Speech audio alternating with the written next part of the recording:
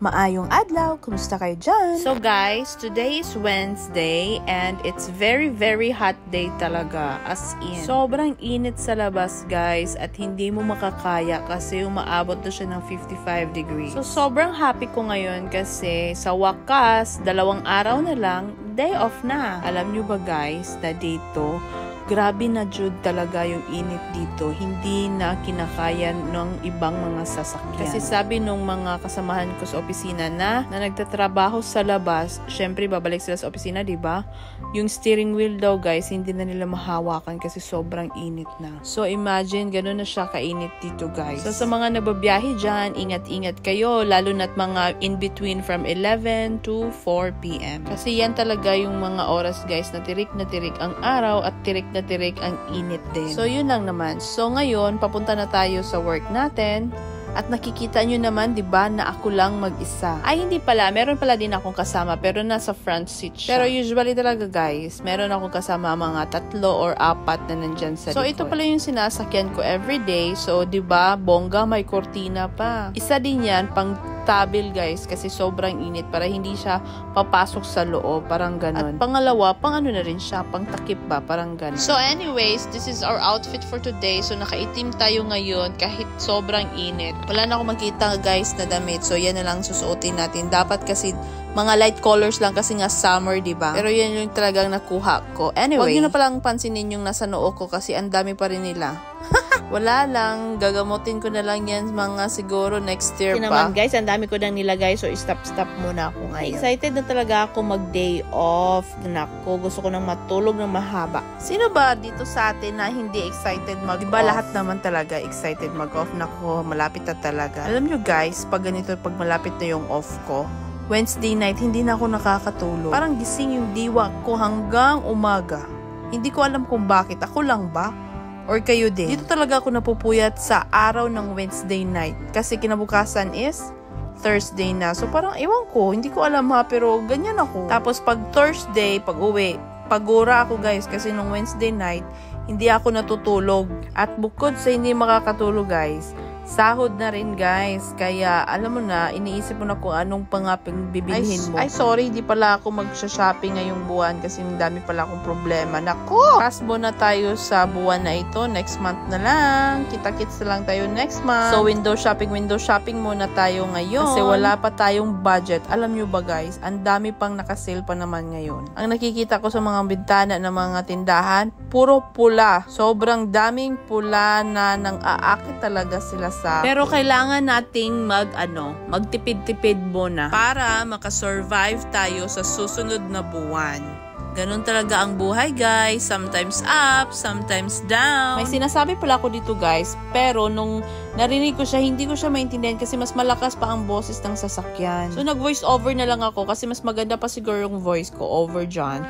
Char lang guys, oy. Pero yung totoo talaga, hindi ko talaga na hindi ko marinig yung yung boses ko dyan. Kaya nag-voice over na lang talaga. Alam nyo guys, so sobrang init dito. Sobrang init din ng tubig na lumalabas sa gripo. So, kailangan mo talagang magdala ng timba or bumili ng timba. Magre-reserve ka ng water and then kinabukasan, pwede mo nang ibuksan yung faucet. So, parang magiging warm na lang siya. Ganun. Kasi may malamig na tubig. Kasi pag hindi ka nag-save ng water, ay hindi naman siya save. Hindi ka magtabi ng tubig na malamig. Tapos, diretso ka maligo sa shower. Naku, mamamatay yung buhok mo talaga sa sobrang init. Kaya, ang advice ko sa inyo, magtabi talaga kayo ng water, tapos mix nyo na lang ng mainit na tubig na galing sa gripo. At sa mga nakapanood naman nito, guys, maligo kayo everyday ha, kasi sobrang init na. So, pag sobrang init, so, pawisin din, di ba, yung mga kilikili, alam mo yun, so, dapat talagang maligo din para malinis at mabango tayo sa katawan. Yun lang naman ang advice ko. Iba kasi yung init dito eh. Alam mo yung init dito at ang init sa Pinas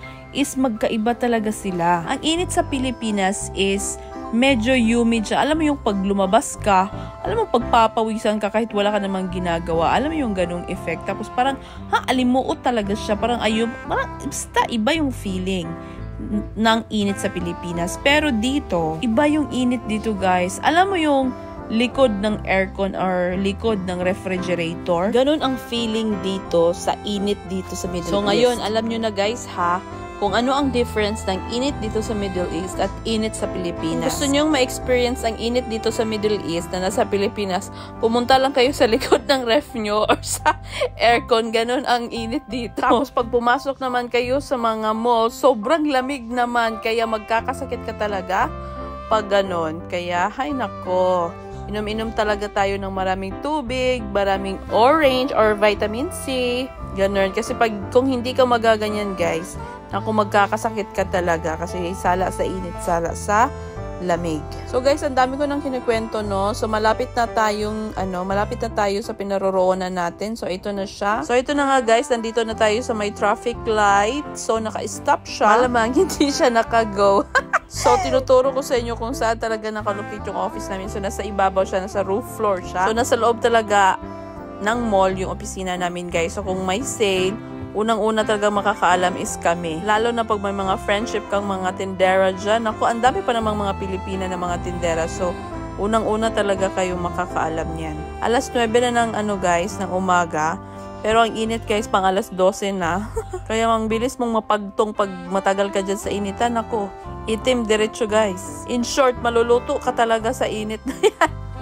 So, yun na yun guys. Pinakita ko na lang sa inyo yung kung saan ako nag-work. So, kitang-kita yun naman, di ba? Ang laki ng pangalan ng H&M. Marami din kaming mga malalaking international brands na nandito na makikita sa The Gate Mall. Sa loob nito guys, meron din kaming Debenhams, Zara, American Eagle, Skechers, Foot Locker, at many more.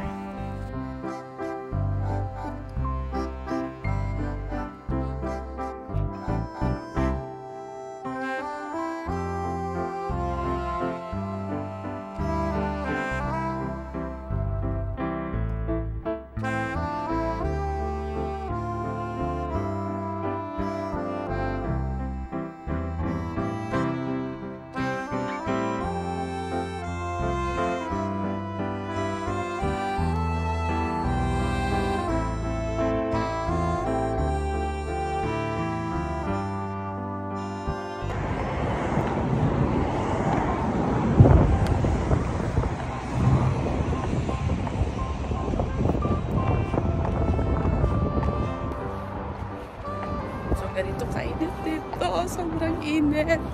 My God.